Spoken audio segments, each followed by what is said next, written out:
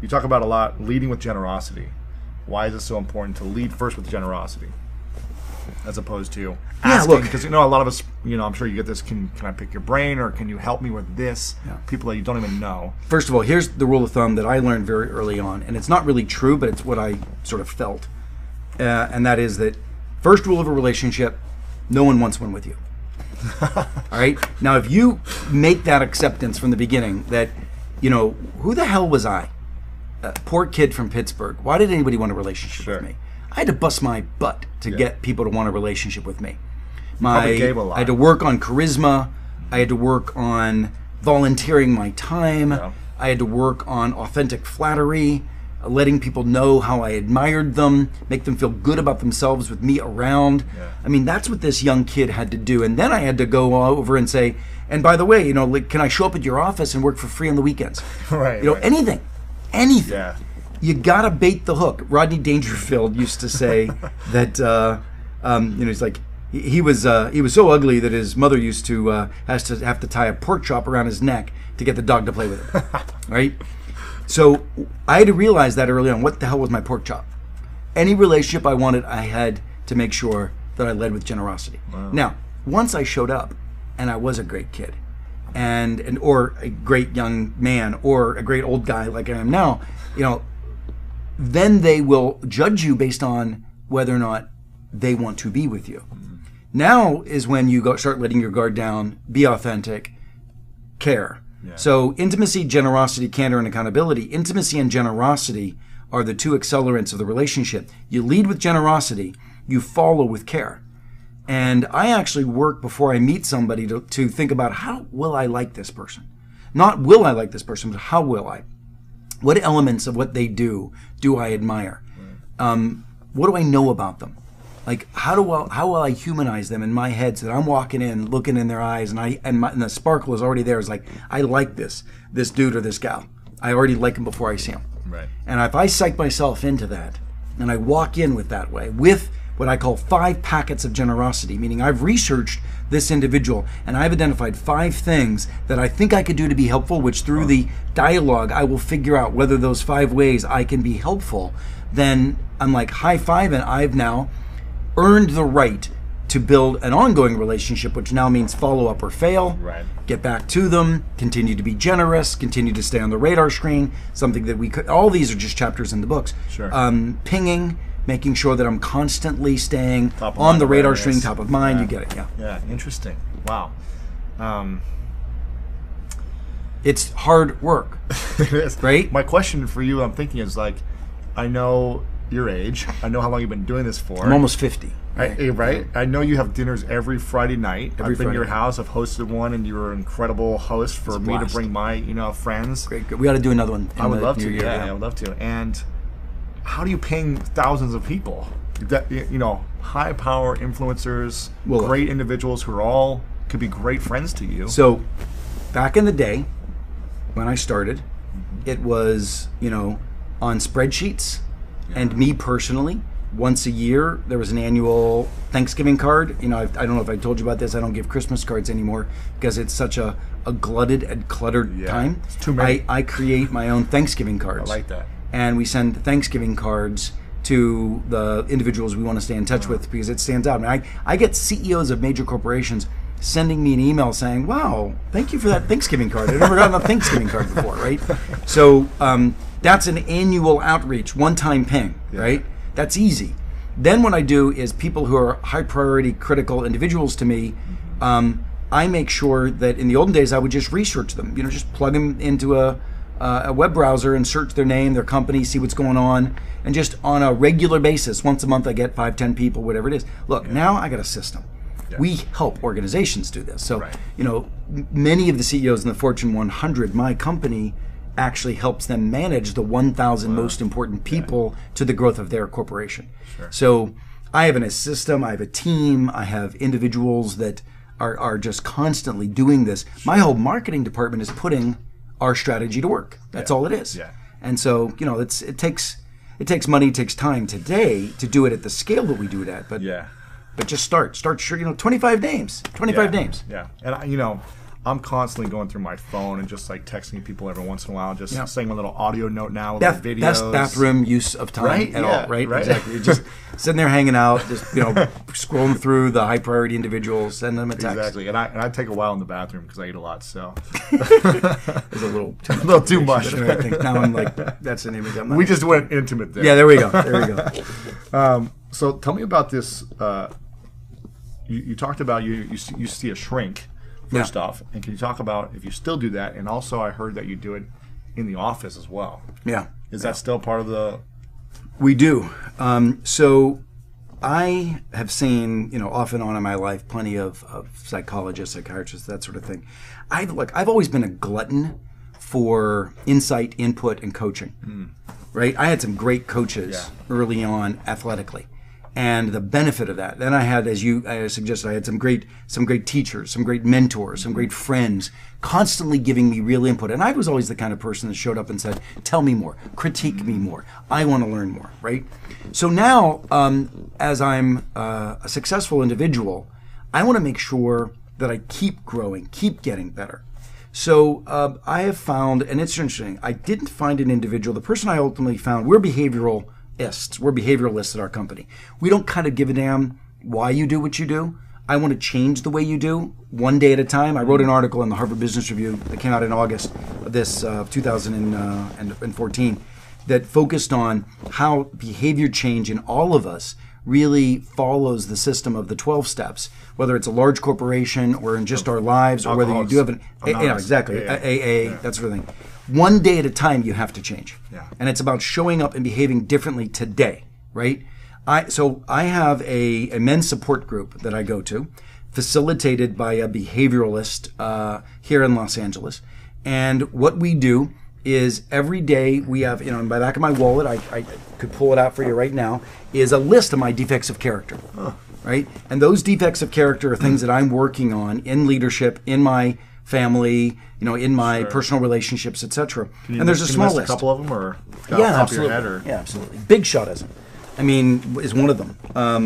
The idea that when I get insecure, I feel like I don't deserve to be in the room, and I'll, big shotism. Big shotism, right? Like I'll say, "Oh yeah, we're managing the cultural transformation of blah blah blah company," or I was with so and so for dinner the other night. It's like bullshit. It's insecurity. That's the same kind of puerile behavior I had when I was in college, right? And yet it's still there for me, out of my fear and insecurity of not being worthy. Do you think it'll ever go away? What's that? Do you think it'll ever go away fully? I get it manageable. Right? I get it manageable so it doesn't distance the two of us. That's actually one of the lesser ones. I tend to be actually that's not one of the lesser ones. It's right on my list. I tend to be avoidant sometimes. Tough conversations, I would rather avoid them. A little conflict avoidant. So as a result, I need to be, specifically more direct. I've got a bunch of them. Sure. And I'm happy. Look, I write about them all the time in my book, so I'm not fearful or afraid of these things. But here's what I do. In the morning, I wake up, I say a prayer, and I look at my list, and I try to imagine scenarios I'm going to be in during the day where these things will come up, right? And I make promises to myself of how I'll behave in that situation. During the day, I have a buddy that is not my behavioral coach, but it's actually another buddy of mine, a lifeline, who I will pick up the phone and I will call. We have a commitment to call each other every day, and I'll say, "Here's how my defects of character are showing up today." Right? And then when I go to bed at night, I say a prayer, and I re-look at all of the places they were present, and I ask myself, who do I owe an apology to as a result of that? Right? And then I start the next day over again. Right? That's kind of diligence of behavior change. Imagine if the world practiced this. Right? This to me is, and it's what makes me a better entrepreneur every day. It's what makes me a better spouse every day, which makes me a better father every day. And I'm just not saying I'm that good. I got a long way to go. We've talked about it. I got a long way to go in every single area of my life, and that's why I have that commitment. Now, on the shrink side, you were talking about this behavioral coach. He and I speak every Saturday morning, and in the meantime, my entire company has full license to give him a call and squeal on me if I'm misbehaving about me. Right? So that he can kick my ass either privately or not on Saturdays if I've done anything during the week that I shouldn't have done. And say so-and-so wasn't feeling comfortable with what you did. Yeah, or he can share who it is or not share. We have a pretty transparent culture here, a very candid culture. So most people will come up and tell me.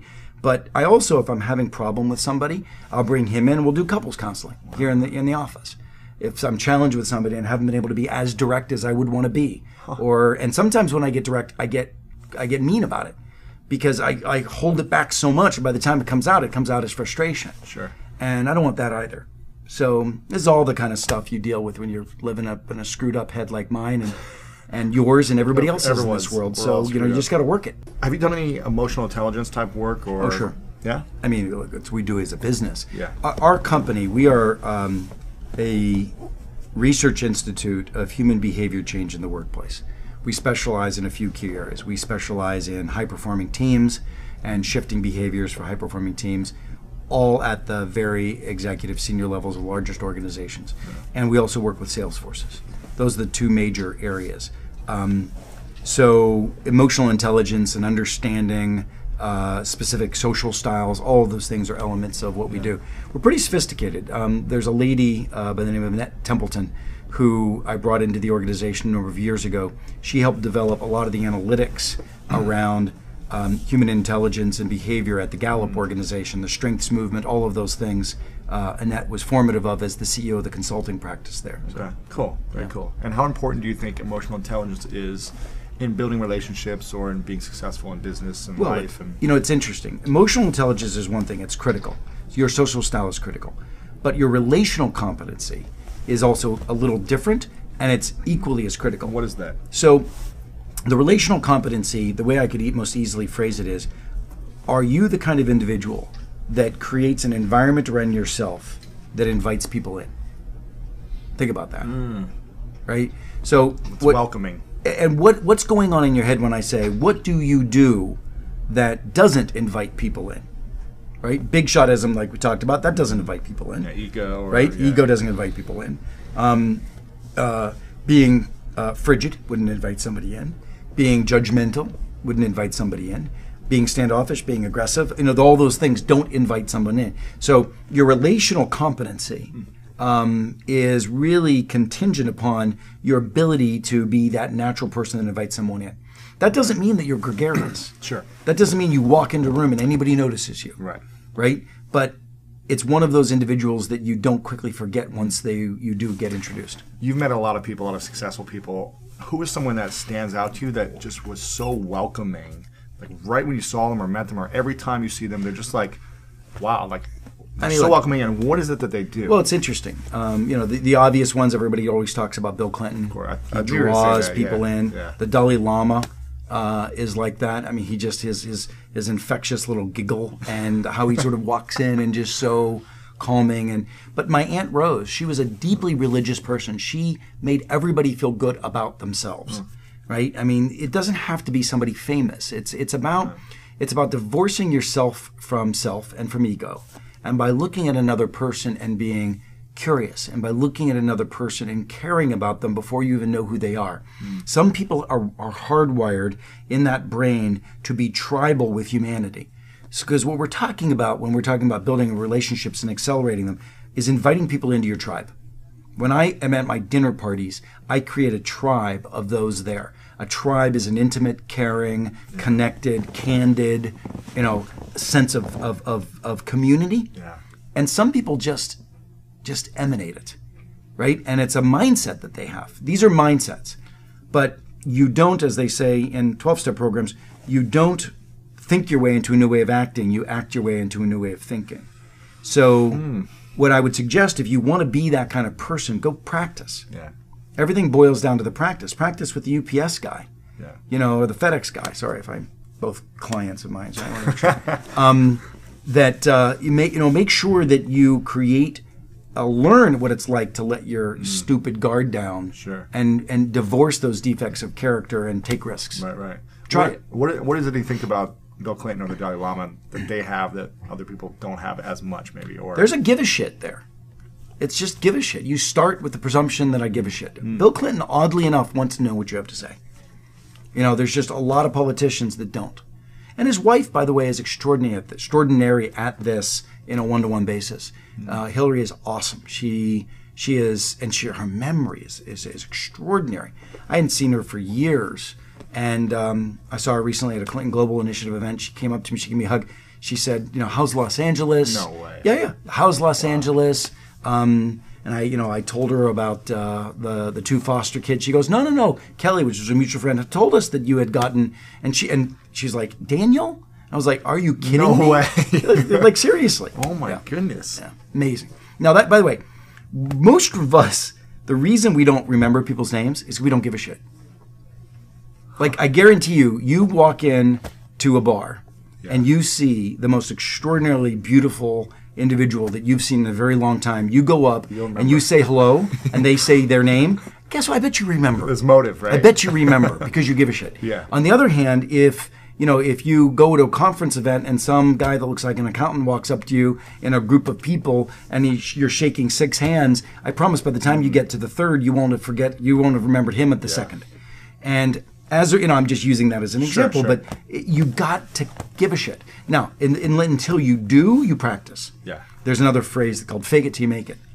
It's like, okay, I got to practice this. I got to remember. I got to play it over my head again because it matters. My dad would say the sweetest and dearest word in the English language is a person's name. Actually, he stole that from Dale Carnegie, but it's still a great thought.